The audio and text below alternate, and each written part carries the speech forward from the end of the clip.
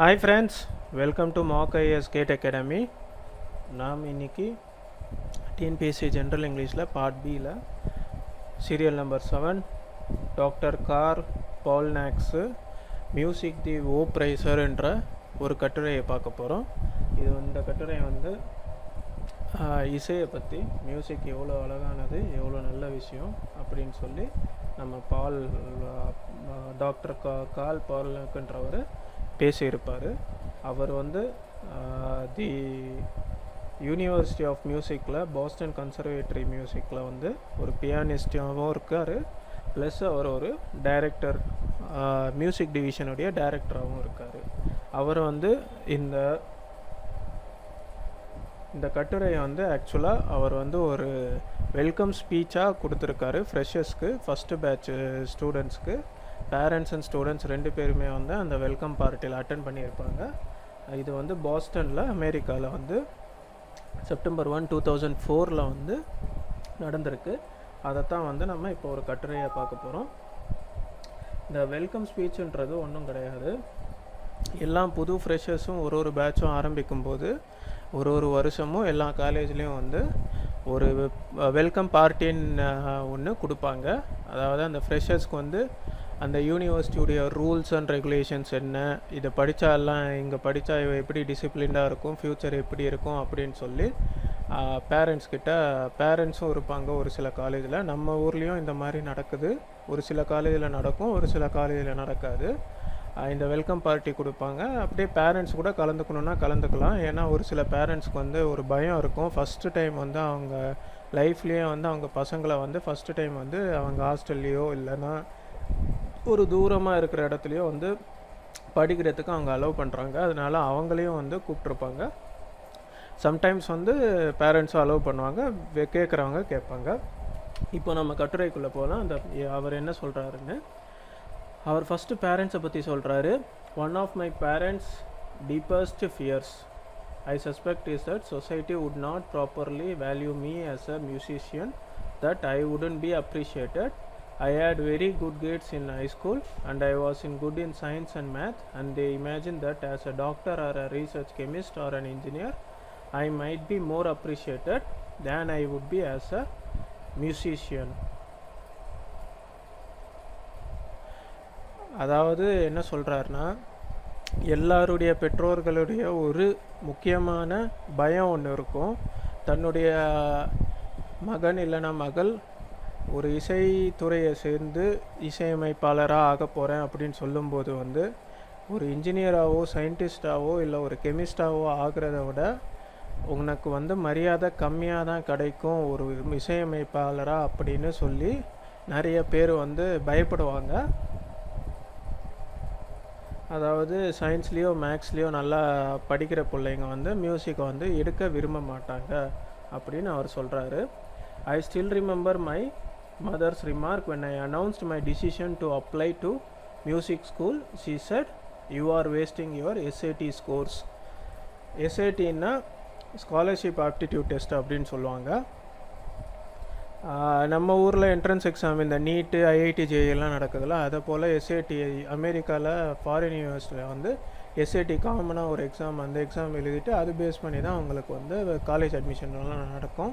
அதாவது அவர் என்ன சொல்கிறாருன்னா, அவருடைய அம்மாவே இவர் நான் இசைத்துறையை சேர்ந்து நான் ஒரு இசை கலைஞராக ஆக போகிறேன் அப்படின்னு சொல்லும்போது அவங்க அம்மாவே சொல்லியிருக்காங்க, நீ இந்த எஸ்ஏடி ஸ்கோரில் இவ்வளோ ஸ்கோர் பண்ணியிருக்க, இதெல்லாம் வேஸ்ட்டாக போகும்போது ஒரு இசைத்துறையை ஏன் எடுக்கிறன்ற மாதிரி அவர் சொல்லியிருக்காரு.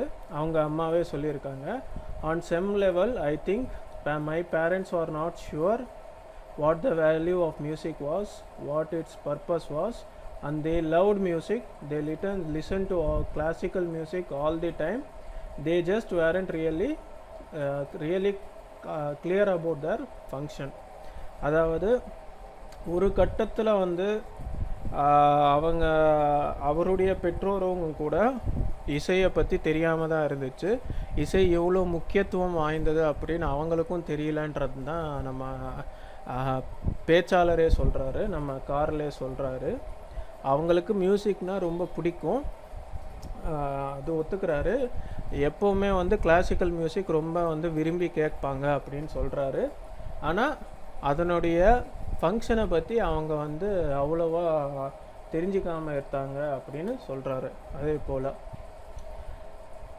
அதுக்கப்புறம் so let me talk about a little bit because we live in a society that puts music in the arts and entertainment section of the newspaper, and serious music, the kind your kids are about to engage in, has absolutely nothing whatsoever to do with entertainment. In fact, it's the opposite of entertainment. Let me talk a little bit about music and how it works. அதாவது அவர் என்ன சொல்கிறாருன்னா, இன்னும் கொஞ்சம் அதனால் இந்த மாதிரி doubts எல்லாம் உங்களுக்கும் இருக்கும், பேரண்ட்ஸ் ஆகிய உங்களுக்கும் இருக்கும்.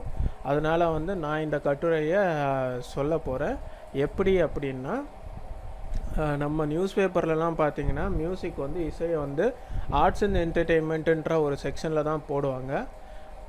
ஆனால் நம்ம இங்கே சொல்லித்தர போகிற அந்த இசை வந்து அதாவது சீரியஸ் மியூசிக்ன்றாரு. கிளாசிக்கல் மியூசிக்கை வந்து ஒரு சீரியஸ் மியூசிக் அப்படின்றாரு. இந்த மியூசிக் வந்து என்டர்டெயின்மெண்ட்டுக்காக செய்கிறதில்ல, இது வந்து ஆக்சுவலாக வந்து என்டர்டெயின்மெண்ட்டுக்கு ஆப்போசிட் அப்படின்னு அவர் சொல்கிறாரு. இப்போ வந்து அந்த இசையை பற்றி நான் உங்களுக்கு சொல்ல போகிறேன். உங்கள் மகனும் மகளும் இப்போ படிக்க போகிறதும் அந்த மாதிரி மியூசிக் தான் அப்படின்னு சொல்கிறாரு. The first people to understand how music really works were the ancient Greeks, and this is going to fascinate you. The Greeks said that music and astronomy were two sides of the same coin. அதாவது முதல்ல இசையுடைய பயன்பாட்டை உணர்ந்தவங்க யார் அப்படின்னா அவர் என்ன சொல்கிறாருன்னா, அவர் சொல்கிறாரு கிரிக்கு மக்கள் தான் வந்து அதனுடைய உண்மையான வேலை, அது எப்படி உண்மையாக வேலை செய்யுது அப்படின்னு கண்டுபிடிச்சதுன்னு அவர் சொல்கிறாரு. கிரீக் மக்கள் என்ன நம்பினாங்கன்னா, ஒரு நாணயத்துடைய இரு பக்கங்கள் தான் இந்த விண்வெளியும் அப்புறம் இசையும் ரெண்டுமே வந்து, விண்வெளி துறையும் இசையும் ரெண்டுமே வந்து ஒரே ஒரு நாணயத்துடைய இரு பக்கங்கள் அப்படின்ற மாதிரி சொல்லியிருக்காங்க. அதாவது அவங்க வந்து இசைக்கு ரொம்ப முக்கியத்துவம் கொடுத்தாங்க அப்படின்னு சொல்ல வர்றாரு. Astronomy was seen as the study of relationships between observable, permanent, external objects. Astronomy வந்து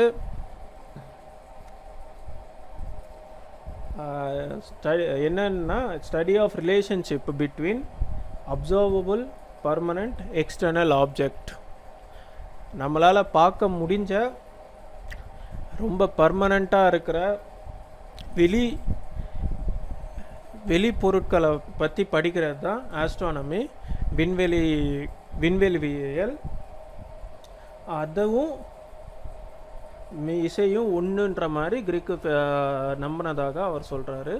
music was seen as the study of relationship between invisible, internal, hidden objects. அதாவது இசை வந்து எதை கனெக்ட் பண்ணுது அப்படின்னு சொல்கிறாங்கன்னா, ஆஸ்ட்ரானமிக்கு அப்படியே ஆப்போசிட்டு. அதாவது இன்விசிபிள், கண்ணுக்கு தெரியாத, இன்டர்னல், உள்ளே இருக்கிற விஷயங்கள், நமக்குள்ளே நடக்கிற விஷயங்கள், ஹிடன், கண்ணுக்கிட்ட தெரியாத ஒரு விஷயங்களை பற்றி படிக்கிறது தான் இசை அப்படின்னு சொல்கிறாரு. Music as a way of finding the big invisible moving pieces inside our hearts and souls, and helping us figure out the position of things inside us. Let me give you some examples of how this works. அதாவது நம்ம இதயத்துக்குள்ளே நடக்கிற, நம்ம ஆன்மாக்குள்ளே நடக்கிற சில விஷயங்கள் வந்து, கண்ணுக்கு தெரியாத பெரிய விஷயங்களை வந்து கண்டுபிடிக்கிறதுக்கு ஒரு வழி தான் மியூசிக் அப்படின்றாரு. இசைன்றது என்னன்னு அவர் வந்து இப்படி டிஃபைன் பண்ணுறாரு. அதுக்கு ஒரு சில எடுத்துக்காட்டுகள் சொல்கிறேன் அப்படின்னு சொல்கிறாரு. ஆலிவர் மெசையன் இன் 1940. அப்போ ஆலிவர் மெசையன்னா யார் அப்படின்னு நம்ம இன் டீட்டெயிலாக பார்ப்போம்.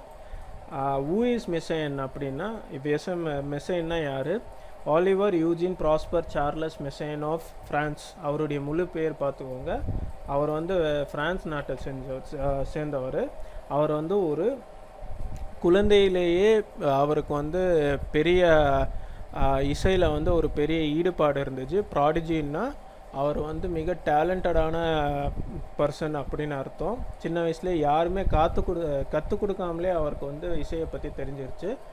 அப்போ வந்து வேர்ல்டு வார் 2 நடக்கும்போது வந்து அவர் வந்து ஒரு மெடிக்கல் ஆக்சிலரியில் வந்து அவர் வந்து என்லிஸ்ட் ஆகிருந்தார். அதாவது இந்த ஃபஸ்ட் எய்ட் எல்லாம் செய்வாங்கள்ல இந்த மிலிட்ரியில், அந்த நர்ஸ் மாதிரி இருக்கிற வேலையில் அவர் ஜாயின் பண்ணியிருந்தார். ஏன்னா அவருக்கு வந்து கொஞ்சம் புவர் ஐசைட்டு, சரியாக கண்ணு தெரியாது, அதனால் அதில் போட்டிருந்தாங்க. அவருடைய முக்கியமான ஒரு மியூசிக்கல் கம்போசிஷன் அப்படின்னா அதை வந்து குவாட்ராக்டுன்பாங்க. அது வந்து 1940 வந்து அவர் எழுதுனது, அவர் கம்போஸ் பண்ணார்.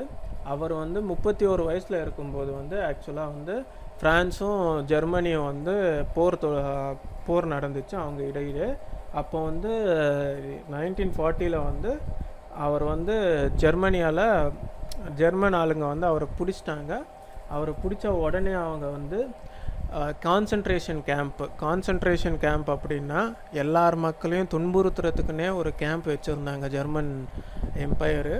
அந்த கேம்புக்கு போனால் உயிரோடு திரும்பி வர்றது ரொம்ப ரேரான விஷயம். அதில் ரொம்ப கொடூரமாக கொல்லப்படுவாங்க. அங்கே வந்து இவரை வந்து தள்ளி விட்டுட்டாங்க. அங்கே வந்து இவரை வந்து பிணை கைதியாக வச்சிட்டு இருந்தாங்க. அப்போ வந்து இவருக்கு வந்து ஒரு ஃப்ரெண்டு ஒருத்தர் கிடச்சார். ஒரு பிரிசன் கார்டு வந்து இவர் மேலே கொஞ்சம் கருணை காட்டி இவரை வந்து இது பண்ணார். ஒரு பேப்பரும் கொடுத்து, ஒரு காகிதமும் கொடுத்து, ஒரு பிளேஸும் கொடுத்தாரு, ஒரு இடத்த கொடுத்து கம்போஸ் பண்ணுறதுக்கு என்கரேஜ் பண்ணார். இவர் ஒரு மியூசிக் இசை அமைப்பாளராக ஆகிறதுக்கு கொஞ்சம் சில உதவிகளை செஞ்சார். அப்போ வந்து இவருக்கு வந்து 3 மியூசிஷியன்ஸ் உள்ளே வந்து இவருக்கு அறிமுகமானாங்க. அதில் வந்து ஒருத்தர் வந்து செல்லிஸ்ட்டுன்னா நம்ம வயலின் மாதிரியே இருக்கும், ஆனால் ரொம்ப பெரிய வயலின் சைஸில் இருக்கும். இந்த செல்லோ வந்து கையில் பிடிக்க முடியாது, வீணை மாதிரி இருக்கும், கிட்டத்தட்ட பெரிய வீணை. இதை வந்து நம்ம வந்து தரை மேலே வச்சு தான் வாசிக்க முடியும். ஒரு வயலின் வந்து என்னன்னு எல்லாருக்கும் தெரியும்னு நம்புகிறேன். வயலின் வந்து நார்மலாக நம்ம எல்லாருமே பார்த்துருப்போம். ஒரு கிளாரினெட்டுன்னா ஃப்ளூட்டு மாதிரி, புல்லாங்குழல் மாதிரி இருக்கும், ஆனால் பெரிய கொஞ்சம் சைஸு பெருசாக இருக்கும், அதுதான் கிளாரினெட்டு. அந்த 3 மியூசிஷியன்ஸும் பார்ப்பார். 3 பேரும் அவங்க கூட சேர்ந்து தான் உலகத்திலேயே ரொம்ப ஃபேமஸான இந்த குவாட்ராட்டுன்ற ஒரு மியூசிக் கம்போசிஷனை அவர் கம்போஸ் பண்ணுவார். அவர் ஒரு நாள் வந்து ஜனவரி 1941 அவர் 4000 பிரிஸ்னஸ்க்கு மத்தியில் பர்ஃபார்ம் பண்ணார். காட்ஸும் உட்கார்ந்துருக்கும்போது அவர் இந்த குவாட்ராட்டை இது பண்ணார். இது ரெப்பர்டாயர் அப்படின்ற ஒரு இசை வகை. வெஸ்டர்ன் மியூசிக்கில் இது ஒரு இசை வகை. இந்த இசை வகையில் இது ரொம்ப ஃபேமஸானது, one of the most famous. நம்ம கண்டெம்பரரியில் வந்து நம்ம வந்து ஒரு ஏஆர் ரஹ்மானுடைய மியூசிக் எவ்வளோ ஃபேமஸோ அந்த மாதிரி அவர் வந்து அந்த குவாட்ராட் வந்து ரொம்ப ஃபேமஸ் ஆகிடுச்சு. அதுக்கப்புறம் இன்னொரு எக்ஸாம்பிள் சொல்கிறார் நம்ம ஆத்தர். இப்போ பாருங்கள், இசைன்னா எவ்வளோ முக்கியமானது. எப்படி ஒரு ஆளை வந்து ஒரு பிரிசன் கேம்பில் இருக்கும்போது கூட அவரை வந்து வெளிக்கொண்டு வர்றதுக்கு, அவருடைய டேலண்ட்டை வந்து அவருக்கு மரியாதை கொண்டு வர்றதுக்கு எப்படியெல்லாம் இசை வந்து உபயோகம் இருக்குது அப்படின்னு பார்த்துக்கோங்க. இது ஒரு example, first example. Second example பார்ப்போம். On September 12, 2001, I was resident of Manhattan. That morning I reached a new understanding of my art and its relationship to the world. I sat down at the piano that morning at 10 a.m. to practice, as was my daily routine. I did it by force of habit without thinking about it. I lifted the cover on the keyboard and opened my music and put my hands on the keys and took my hands off the keys, and I sat there and thought, does this even matter? Isn't this completely irrelevant playing the piano right now, given that what happened in this city yesterday seems silly, absurd, irreverent, pointless? Why am I here? What place as a musician in this moment, in this time? Who needs a piano player right now I was completely last. அதாவது September 11 வந்துச்சு, ஒரு world trade சென்டரை வந்து நம்ம al Qaeda தீவிரவாதிகள் வந்து விமானத்தை மோதி இது பண்ணிடுவாங்க, உடச்சிருவாங்க, டெமாலிஷ் பண்ணி நிறைய ஆயிரக்கணக்கான அமெரிக்கன் மக்கள் வந்து செத்துருவாங்க. அப்போ வந்து நம்ம ஆத்தர் வந்து அடுத்த நாள் செப்டம்பர் 12 காலையில் 10 மணிக்கு அவர் வந்து ஆஸ் யூஷுவலாக வந்து அவருடைய ரொட்டீன் வந்து பியானோ மியூசிக் வாசிக்கிறது. அப்போ வந்து அவரும் வாசிக்கிறதுக்காக உட்காந்துருக்காரு.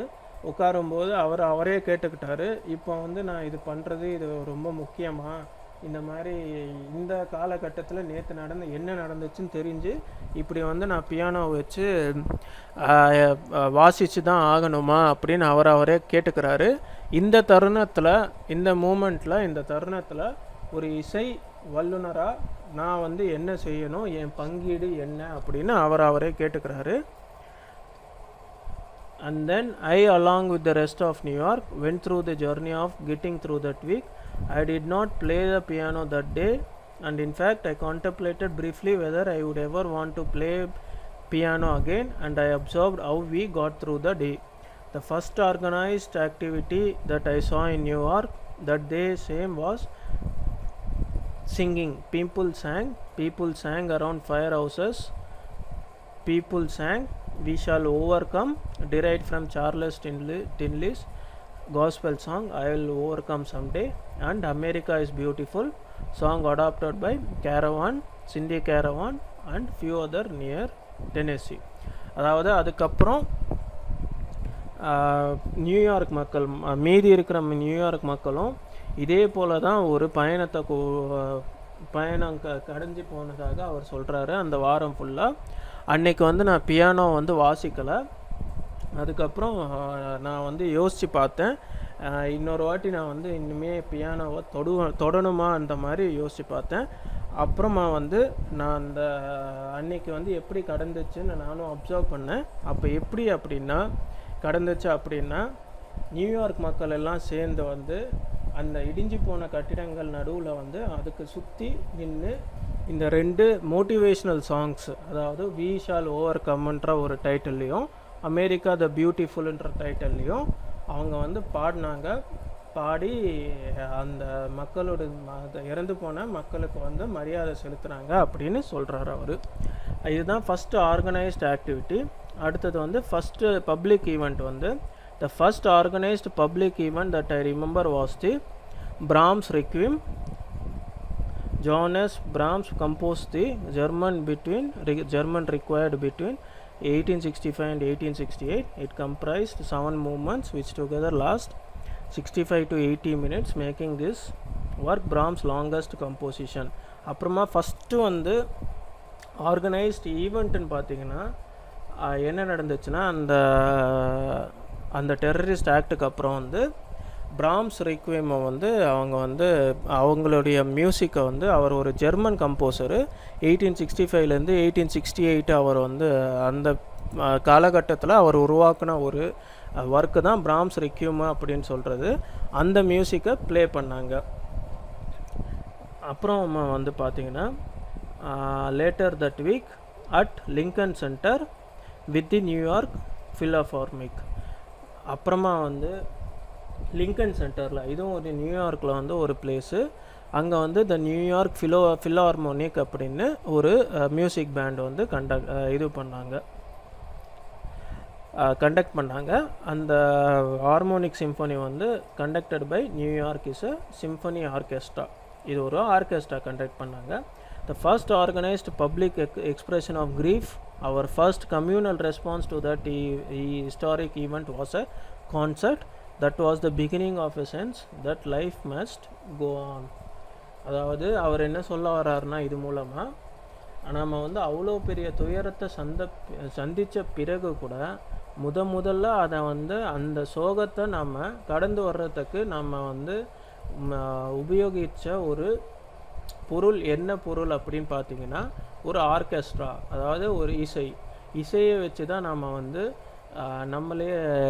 நம்மளையே வந்து அந்த சோகத்துலேருந்து வெளிக்கொண்டு வந்தோம். அதே போல் வந்து வாழ்க்கைன்றது தொடர்ந்து பயணம் செஞ்சுக்கிட்டே இருக்கணும் அப்படின்னு நம்மளும் நம்மளை வந்து சொன்னது அப்படித்தான் அப்படின்னு அவர் சொல்கிறாரு. அவ்வளோ முக்கியத்துவம் வாய்ந்தது இசை அப்படின்னு சொல்கிறாரு. The US military secured the airspace but recovery was led by arts and by music in particular that very night. அதாவது அவர் என்ன சொல்கிறாருன்னா, யூஎஸ் ஏர்ஃபோர்ஸு அமெரிக்காவுடைய விமானப்படை வேணும்னா அதுக்கப்புறமா வந்து இன்னொரு இது நடக்காமல் வேணும்னா பார்த்துக்கிட்டு இருந்திருக்கலாம், செக்யூர் பண்ணிச்சு ஏர் ஸ்பேஸை. ஆனால் ரிக்கவரி நம்ம அந்த சோகத்தை கடந்து வந்ததுக்கு முக்கியமாக நம்ம வந்து உபயோகப்படுத்தினது வந்து ஒரு கலையை தான் யூஸ் பண்ணோம். அதுலேயும் முக்கியமாக வந்து இந்த இசையை தான் யூஸ் பண்ணோம் அப்படின்னு சொல்கிறாரு அந்த இரவே. இன்னும் சொல்லப்போனால் இந்த 2 எக்ஸ்பீரியன்ஸ்லேருந்து நான் என்ன கற்றுக்கிட்டேன் அப்படின்னா, மியூசிக்ன்றது வெறும் ஆர்ட்ஸ் அண்ட் என்டர்டெயின்மெண்ட் செக்ஷனில் நியூஸ் பேப்பரில் வர்றது கிடையாது. இட் இஸ் அ லக்ஸரி அப்படின்னு சொல்கிறாரு. அது ஒரு பணக்காரத்துவம் அப்படின்றாரு. எ லேவிஷ் திங். அது வந்து எல்லாருக்கும் கிட்டுற ஒரு விஷயம் கிடையாது.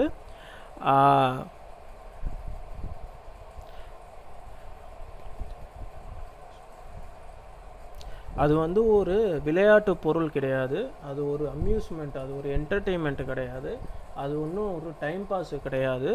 அது வந்து ஒரு ஹியூமனுக்கு வந்து மனிதனுக்கு வந்து ஒரு பேசிக் நீடு.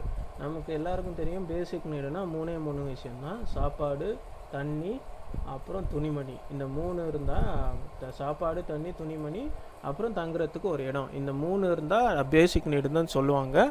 ஆனால் இவர் என்ன சொல்கிறாரு, இசையும் ஒரு பேசிக் நீடு அப்படின்னு சொல்கிறாரு.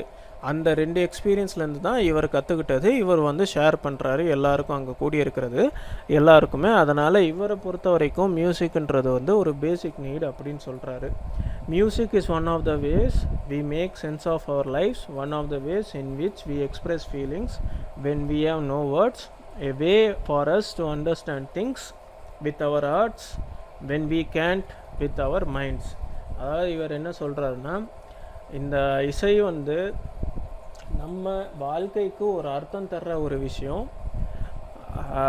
இந்த இசையால் தான் ஒரு வழியாக இந்த இசையை வந்து ஒரு வழி மாதிரி நம்ம வந்து நம்மளுடைய உள்ளே இருக்கிற நம்ம ஃபீலிங்ஸை வந்து வெளிப்படுத்துறது, நம்ம எண்ணங்களை வெளிப்படுத்துறது வந்து இந்த இசையை உபயோகப்படுத்திக்கலாம். எப்பெல்லாம் நம்மளால் வார்த்தைகளால் நம்மளால் சில விஷயங்களை சொல்ல முடியலையோ, எப்பெல்லாம் வந்து நம்மளால் வந்து ஒரு சில விஷயங்களை வந்து நம்ம மூளையால் நம்ம அறிவால் கண்டுபிடிக்க முடியலையோ, அந்த விஷயங்கள் எல்லாம் வந்து நம்ம இதயத்தை வச்சு கண்டுபிடிக்கிறதுக்கு நம்ம உபயோகப்படுத்துகிற ஒரு பொருள் தான் இசை அப்படின்னு அவர் சொல்கிறாரு. இப்போ வந்து அவர் ஸ்டூடெண்ட்ஸை பார்த்து சொல்கிறாரு இதெல்லாம். Frankly, ladies and gentlemen, I expect you not only to master music, I expect you to save the planet. இது ரொம்ப அருமையாக இருக்கும் இந்த ஃபினிஷிங் டச்சு. அவர் என்ன சொல்கிறாருன்னா, அந்த அன்னைக்கு ஜாயின் பண்ண போகிற அந்தந்த மாணவர்களை பார்த்து சொல்கிறது.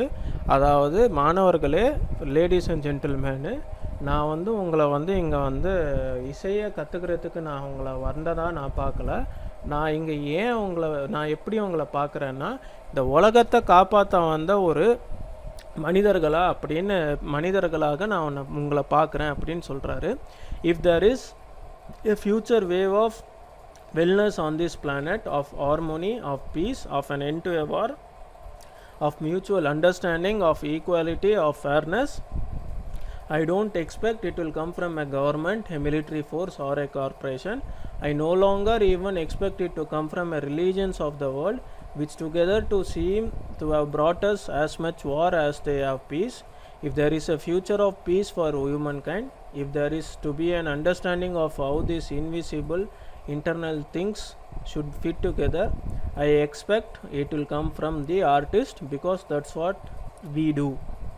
அதாவது அவர் என்ன சொல்கிறாருன்னா, எதிர்காலத்தில் இந்த உலகம் வந்து இந்த நம்மளுடைய பூமி வந்து ஒரு நல்ல நிலைமைக்கு வரணும்னா, அந்த நிலைமை எப்படின்னா ஒரு ஹார்மோனியஸாக எல்லாருமே ஒத்துமையாக இருக்க முடியும். எல்லா மக்களும் வந்து பீஸ்ஃபுல்லாக இருக்கணும்.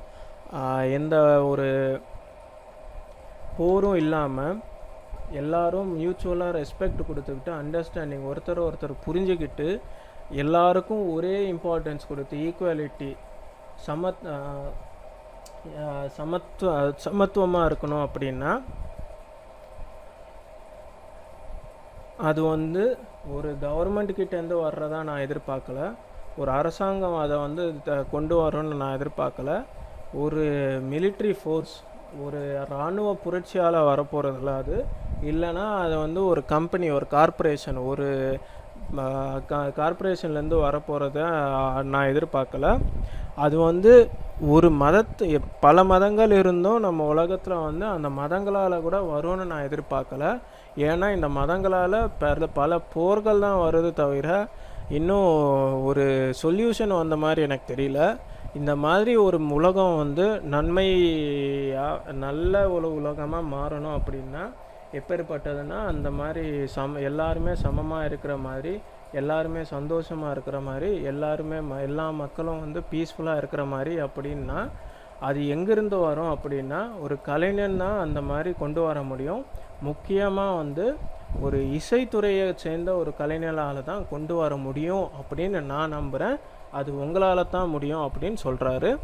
As in the concentration camp on the evening of 9/11, the artists are the one who might be able to help us with our internal invisible lives. இந்த கான்சன்ட்ரேஷன் கேம்ப் அந்த ஜெர்மனி படுத்தின அந்த கொடூரமான விஷயங்கள் இருந்தாலும் சரி, இந்த மாதிரி 9/11 அதாவது அந்த செப்டம்பர் 11 2001 நடந்த அந்த டெரரிஸ்ட் ஆக்ட் மாதிரியும் ஒரு இந்த மாதிரி பல துக்கங்கள் நிறைந்த மனித வாழ்க்கையில் வந்து வாழ்க்கையில் உள்ளுக்குள்ளே நடக்கிற அந்த விஷயங்களை வந்து நாம் வெளியில் கொண்டு வர முடியும் அப்படின்னா, ஒரு நன்மை வழிக்கு கொண்டு வரப்படுத்த முடியும்னா அது இசையால் மட்டும்தான் முடியும், அது கலைஞர்களால் மட்டும்தான் முடியும் அப்படின்னு சொல்லி முடிக்கிறாரு. இந்த ராயல் ஃபில்ஹார்மோனிக் ஆர்கெஸ்ட்ரான்னு பார்த்தோம்ல, அந்த அதை பற்றி ஒரு ஃபன் ஃபேக்ட்ஸு. அதில் வந்து ஸ்வெல்லின் மேத்தா தான் யங்கஸ்ட் நியூ ஜென்ரேஷன் மியூசிக் டைரக்டராக இருந்தவர். அப்போ வந்து 1978 1991 வரைக்கும் அவர் தான் இருந்தார். அப்புறம் இளையராஜா தான் ஒரே ஒரு first Asian and 2 compose symphony for the Royal philharmonic orchestra. இந்த ஆர்கெஸ்ட்ரா வந்து நியூயார்க் பேஸ்டு. இந்த ஆர்கெஸ்ட்ரா வந்து அந்த லிங்கன் சென்டரில் வந்து ஒரு ஆர்கெஸ்ட்ரா கண்டக்ட் பண்ணாங்க. அந்த துக்கத்தை அனுசரிக்கிறதுக்காகவும் அந்த 2001 9/11 டெரரிஸ்ட் அட்டாக்கில் இறந்து போனவங்களுக்கு மரியாதை செலுத்துறதுக்காகவும் நம்ம இப்போ தான் பார்த்தோம் அந்த ஆர்கெஸ்ட்ரா கண்டக்ட் பண்ணாங்க லிங்கன் சென்டரில். அந்த லிங்கன் சென்டர் அந்த ராயல் ஃபில்ஹார்மோனிக் ஆர்கெஸ்ட்ராவை பற்றி ஒரு 2 ஃபேக்ட் வந்து நம்ம இதில் போட்டிருக்கோம். இப்போ வந்து இந்த செக்ஷன்லேருந்து கேட்டிருக்கிற டிஎன்பிஎஸ்சி ப்ரீவியஸ் இயர் கொஸ்டின்ஸை பார்ப்போம். இந்த செக்ஷன்லேருந்து நிறைய கேள்விகள் கேட்கப்பட்டிருக்கு. அதே போல் இது ரொம்ப சுலபமாகவும் இருக்கும். ஏன்னா இது ரொம்ப ஈஸியாக நமக்கு பதிஞ்சிரும். ஏன்னா வந்து இது இசையை சம்மந்தப்பட்ட விஷயங்கள் எல்லாமே எல்லாருக்குமே ஈஸியாக பதிஞ்சிரும் நான் நம்புகிறேன். அதே போல் இசையை பிடிக்காதவங்களும் யாரும் இருக்க மாட்டாங்க. அதனால் இந்த கொஸ்டின்ஸ் எல்லாம் ஈஸியாக இருக்கும்னு நான் நம்புகிறேன். ஃபஸ்ட் கொஸ்டின் பார்ப்போம். How did Oliver Messiaen spend his time in prison composing music? He wrote musical composition. அந்த எக்ஸாம்பிள் இப்போ தான் பார்த்தோம். The word trauma, which is originated from Greek, means an emotional shock. What is the historical importance of September 11 2001? இப்போ தான் அந்த 9/11 அட்டாக்ஸை பற்றி சொன்னேன் உங்களுக்கு. Attack of the twin towers அது ஒரு டெரரிஸ்ட் பிளேஸு.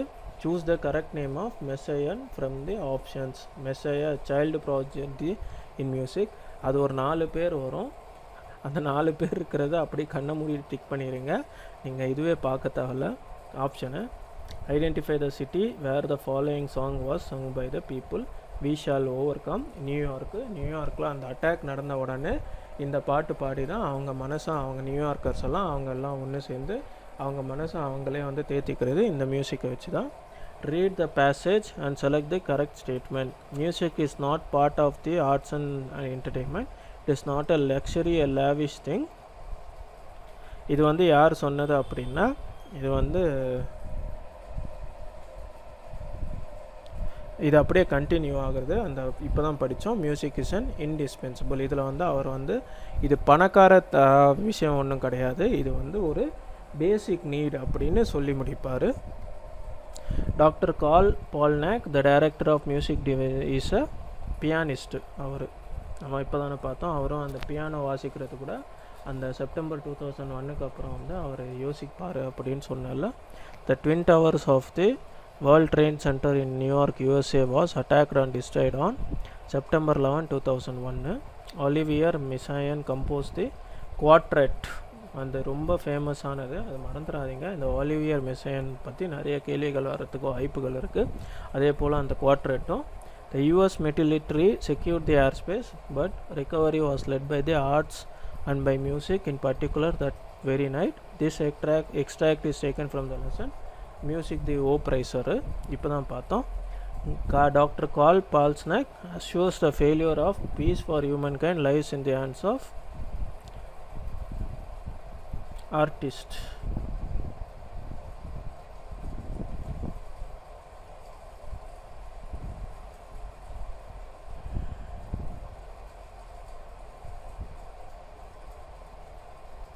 இல்லை, ஆக்சுவலி இது டிஎன்பிஎஸ்சியில் இந்த கொஸ்டின் வந்து ஆக்சுவலி த சக்ஸஸ்ன்னு வரணும், அப்போ தான் வந்து ஆர்டிஸ்டாக வரும்.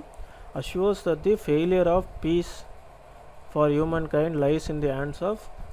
ஃபெயிலியர் அப்படின்னு சொல்லி அவர் சொல்கிறது வந்து ஸ்டேட்ஸ்மேனும் ரிலீஜியஸ் லீடர்ஸும் அவர் சொல்லியிருப்பார், ரிலீஜனால் வந்து நம்மளால் கொண்டு வர முடியாது பீஸ் அப்படின்னு.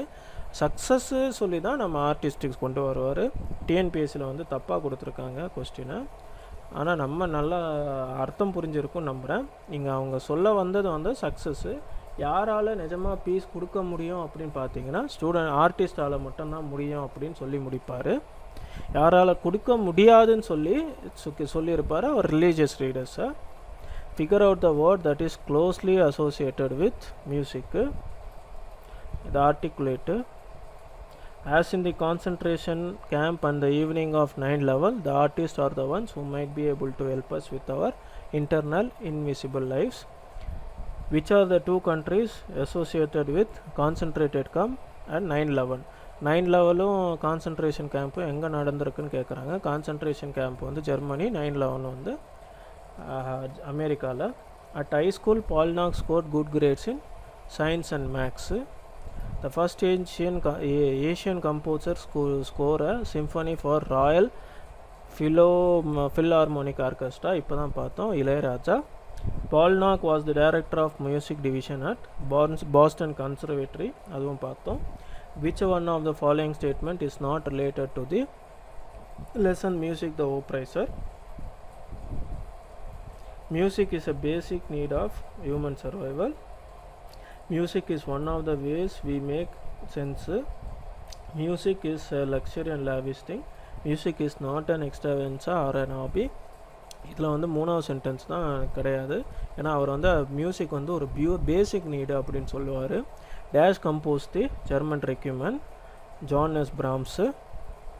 மெசையா கம்போஸ் பண்ணது வந்து குவாட்ரேட்டு, நல்லா ஞாபகம் வச்சுக்கோங்க.